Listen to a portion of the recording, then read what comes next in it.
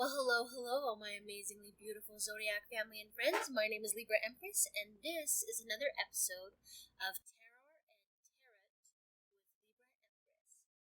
Today we are going to be watching 3 Zoom call horror stories animated by IMR Entertainment. Without further ado, let's get started, shall we?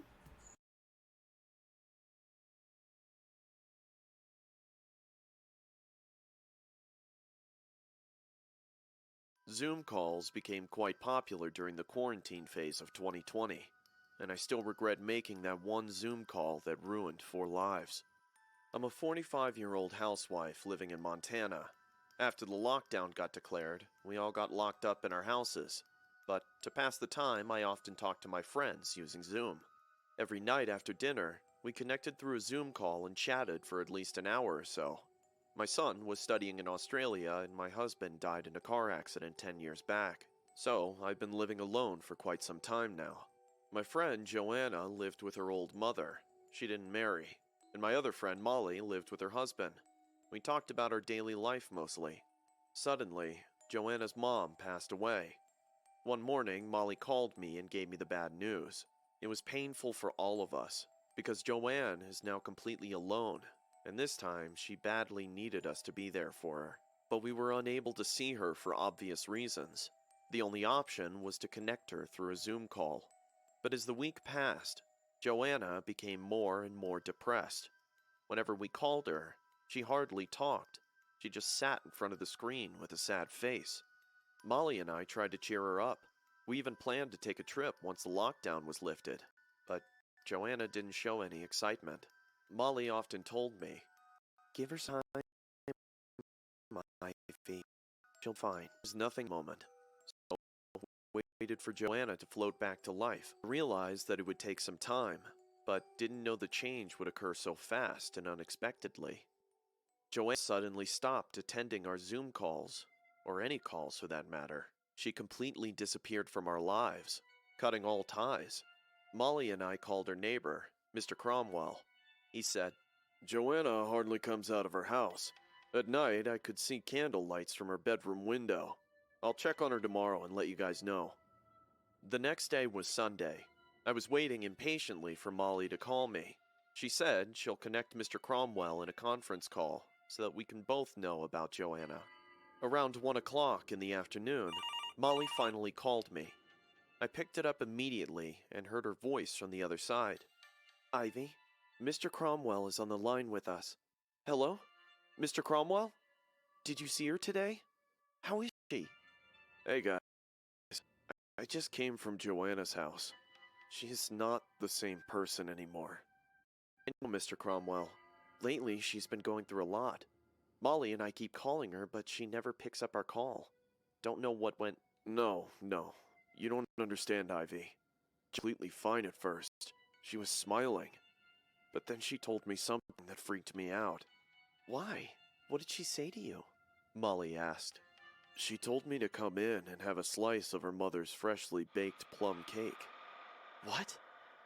But her mother—" "Exactly. I think she's having trouble believing that her mother is no more. You all should call someone to take care of her." Whatever Mr. Cromwell said in the call shocked Molly and me to the core. I called Joanna right away. I made up my mind that if this time she didn't pick up the call, I would drive to her house. But thankfully, she did pick up this time.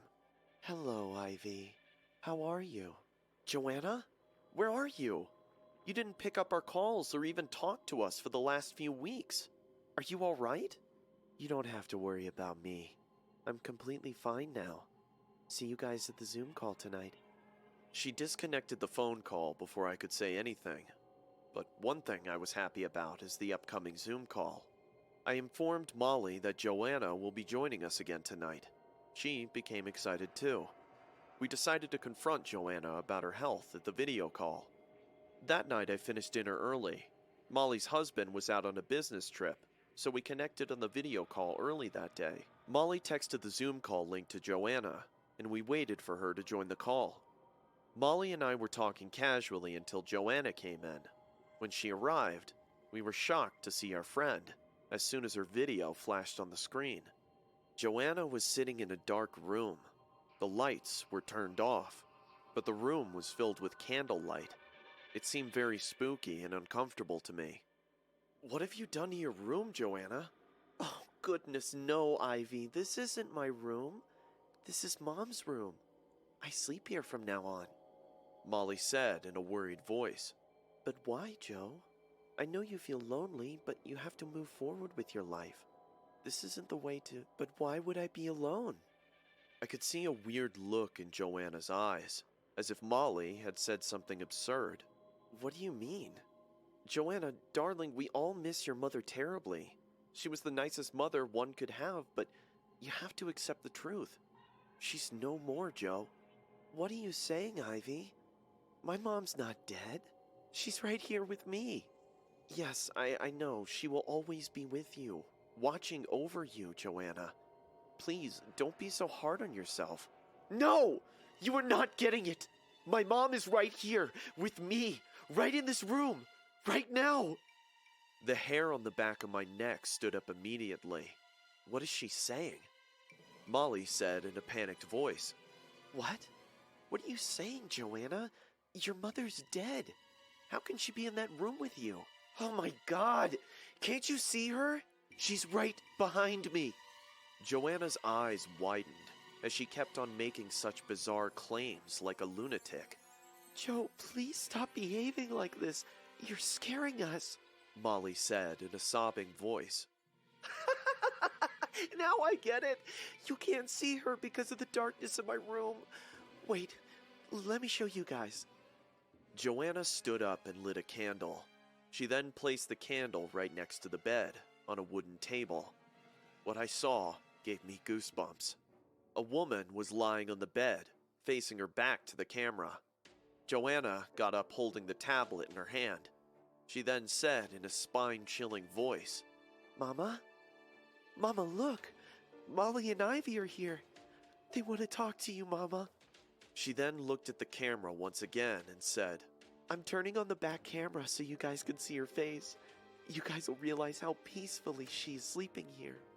"What in the hell is she doing, Ivy?" Molly screamed in terror. I was speechless because I didn't know what to say.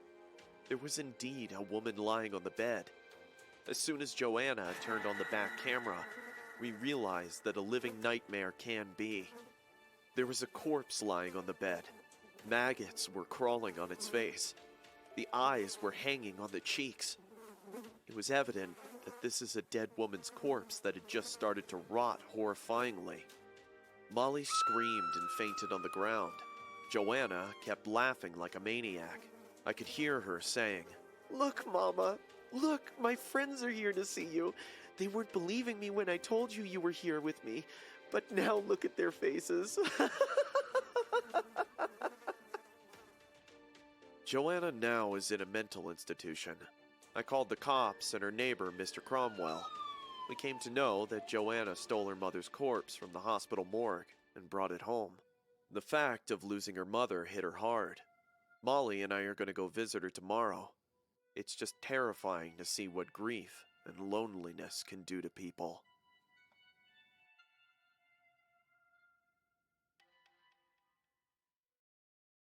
Before starting the story, I would suggest you guys go subscribe to the channel. It turns out that most of you guys who watch me aren't actually subscribed. So, if you like the content and want to support the channel, go ahead and subscribe and hit the bell. It's free, and you can always change your mind later.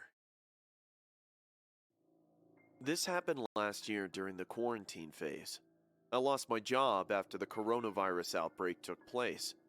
I was working in an IT company, which sacked a lot of employees at that moment, and unfortunately, I was one of them. I grew up in an abusive household. When I turned 18, I left my parents and cut all ties with them. So, I don't have anyone to call my family right now. I was on my own, and losing a job put me into serious financial trouble. I just bought a house.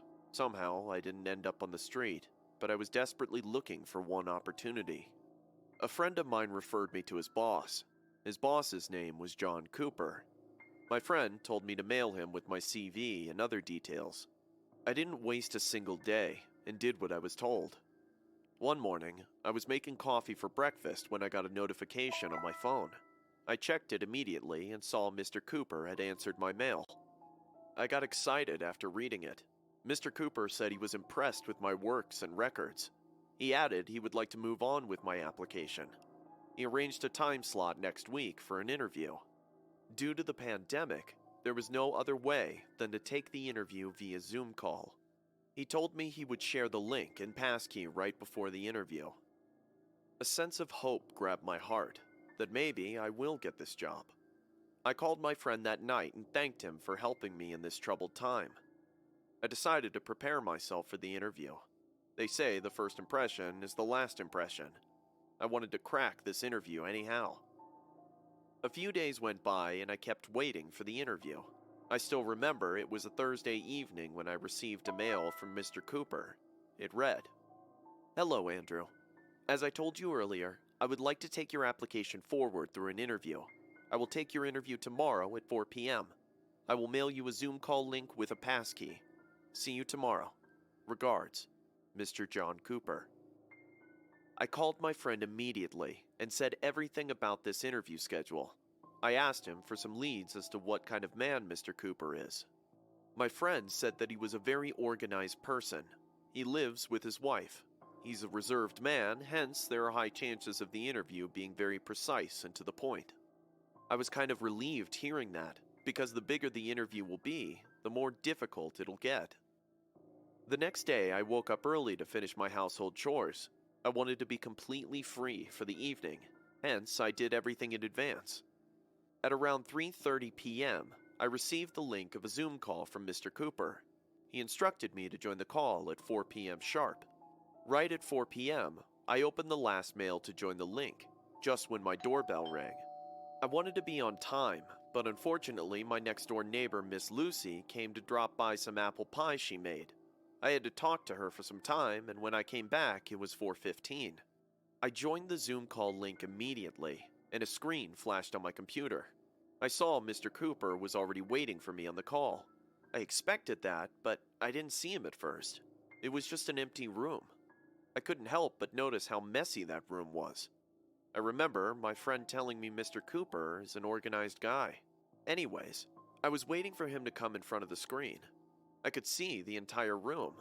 The room is probably upstairs, as I could see the room door open and stairs going down from it. I was thinking, where did he go? When suddenly I saw someone coming upstairs. Finally, he's coming. An average height man entered the room. He had messy hair and was dressed very casually. "Mr. Cooper, I'm sorry I was late." As soon as I said that, Mr. Cooper looked at the screen and got shocked to see me, as if he was not at all expecting me. He stared at the screen for a second and then looked around the room. I again said, Sir, I'm excited to meet you. I was waiting for this interview for a long time. I can't thank you enough for accepting my application at this time." He smiled awkwardly and sat in front of the computer screen. I smiled back and waited for him to start the interview.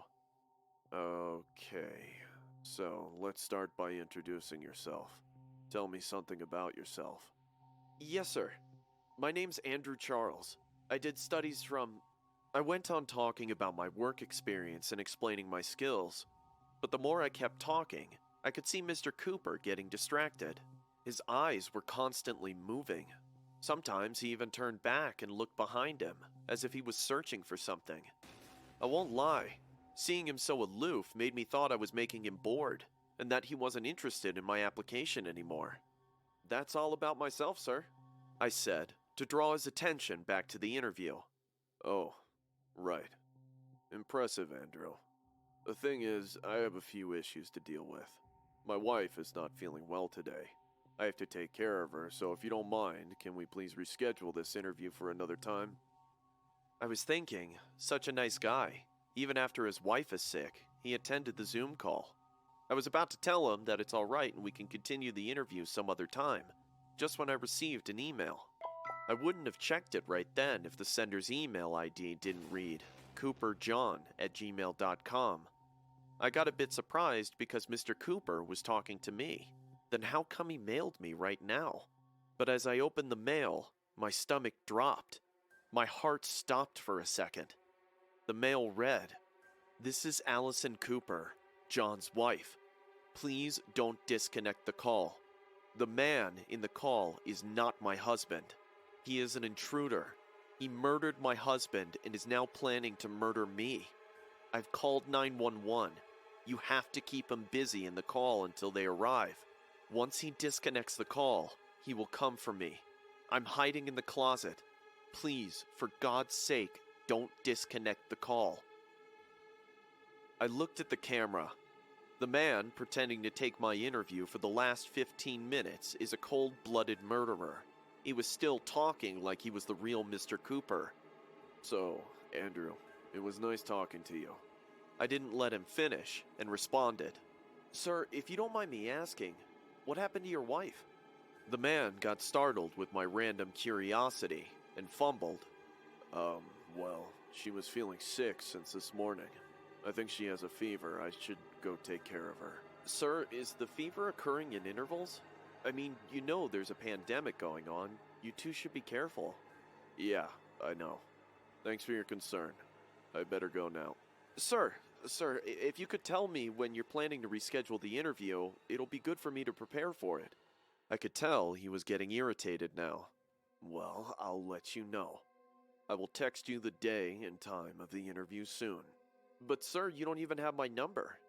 Why not give me your number so I can drop you a message for you to contact me back? Please tell me." "I'm telling you, my wife is sick, and all you care about is an interview?" I knew I wouldn't be able to hold this man for longer now. I was praying to God that please make the cops come soon. But he suddenly looked back. There was a closet on the other side of the room. He rushed towards the closet and opened the door in one go. "I see what's going on here. You're trying to tangle me in your gibberish so that you can help her escape, huh?"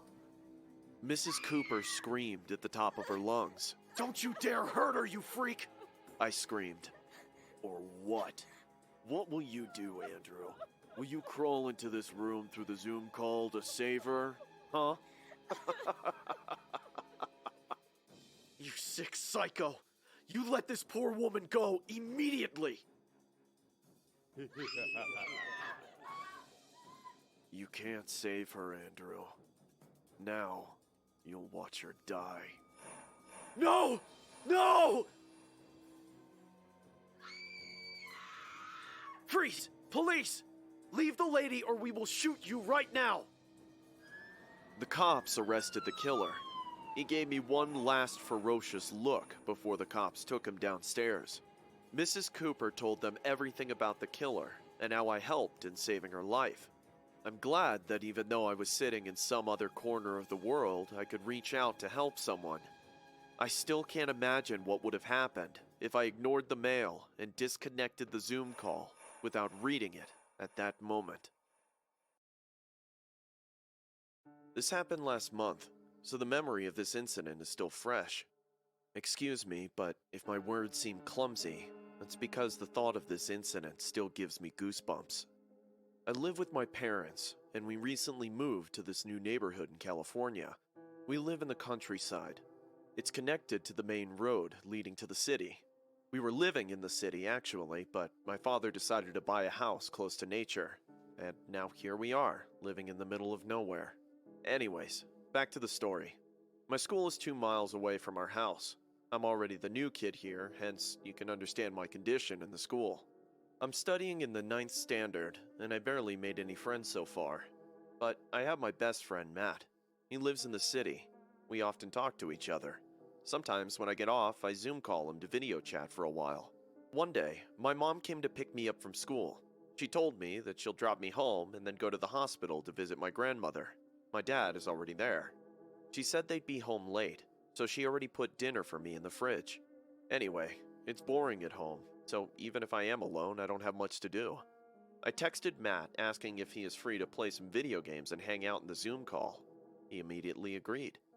I got home and went to take a shower. I freshened up and contacted Matt in a Zoom call. "Hey, new kid, what's up?" Matt said in a mocking tone.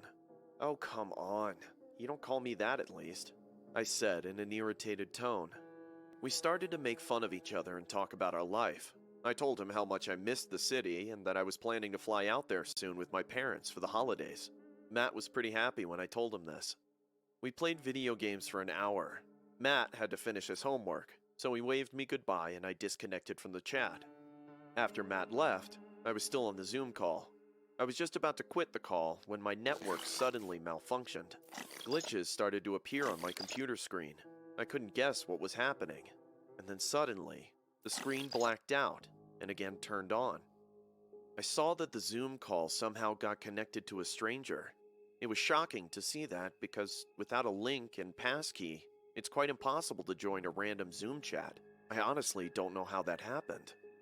Hello? Is someone there? I asked. Please, help me. A girl replied in a low voice. It felt like she was intentionally speaking in a low voice. Her camera was turned off, so all I could see was the black screen. I asked again, "Who are you?" Please help me. There's a man inside of my house. What? What do you mean? I saw the man entering my house with a sharp knife. You have to call the cops. But why aren't you calling the cops?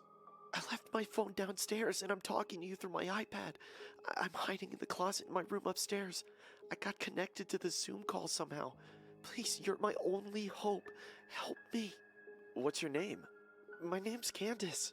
Please, you have to help me. Okay, I'll call the cops for you, but this isn't a prank, right? No. Please, I can hear the man's footsteps on the stairs. He'll kill me. Call the cops now. Please, don't disconnect this call. Okay, I'm calling the cops now. What's your address? I couldn't catch a break to panic about this sudden situation. I was feeling blank about whatever was happening then. I saw the girl typing the address in the chat box. I already dialed the number 911 and was waiting for her to finish typing so that I could make the call. For some reason, I knew that this couldn't be a sick joke, because I could hear the girl's panicked breathing. I even realized the man might have entered her room, which is why she probably stopped talking. She finished typing, and as I saw the address, my heart stopped. The girl had typed my address. What the hell? I froze in front of the computer. The girl kept sending a text in the chat box. Help me. Call the cops. Help. I slowly turned my head towards my closet. Drops of sweat appeared on my forehead. I got up and started to walk towards the closet with stumbling steps. As I walked, my foot made a muffled creaking sound on the floor. Right then, I heard the girl whispering in a freaked out voice. He's in my room. I was paranoid. I didn't know what I would see when I opened the closet door. Each second felt like a needle piercing at my neck. I stopped in front of the closet door. With a trembling hand, I grasped the doorknob, bolted it open in one go. No one was inside. The closet was empty. But I couldn't shake off the feeling of being watched by an invisible girl who just talked to me and claimed to hide inside my closet. When I looked back at my computer screen, I saw the girl had disconnected from the chat. I immediately rushed downstairs, as I couldn't stand in my room for a single second more. I called my parents right away, and they came back within an hour. I was shivering, sitting in the corner of our living room. I told everything to my parents, and my mom was freaked out, but my dad laughed it away. He said I must have dozed off and seen a weird dream, and that this was all my imagination. But that girl's scared voice still echoes in my ear. The next morning, my dad asked the local sheriff about our house, and what we discovered shook us badly.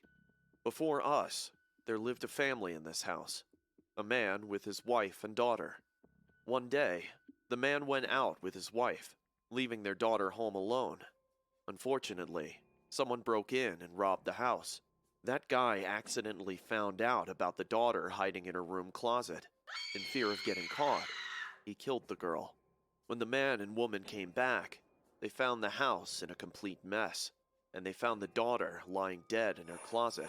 She was stabbed multiple times by a sharp object. We're still living in this house. At night, I wake up thinking the girl's spirit might be trapped inside my closet and watching me as I sleep.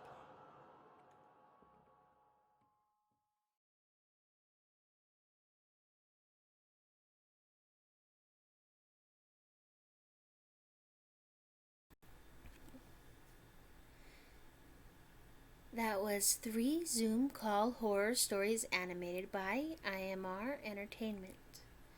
Now while we were watching that, I pulled 5 cards from the dead spread, and this is what I got. Tonight, the person that we're connecting to, that's deceased, was an earth sign who wanted to grow a company, but died unexpectedly due to a vehicle or alcohol issues. Looking back on their life, they realized they had made brash decisions. A lesson they would like to share is some people expect something in return for lending help. Something they wish they'd paid more attention to was they wish that they never had to deal with sudden changes. A message they would like to share is rest, but then get back out and do what makes you happy. Alright. Thank you so much for listening to me. My name is Libra Empress. Please don't forget to hit like, subscribe, and share, and I will see you for next week's Tarot and Tarot with me, Libra Empress. I love you all.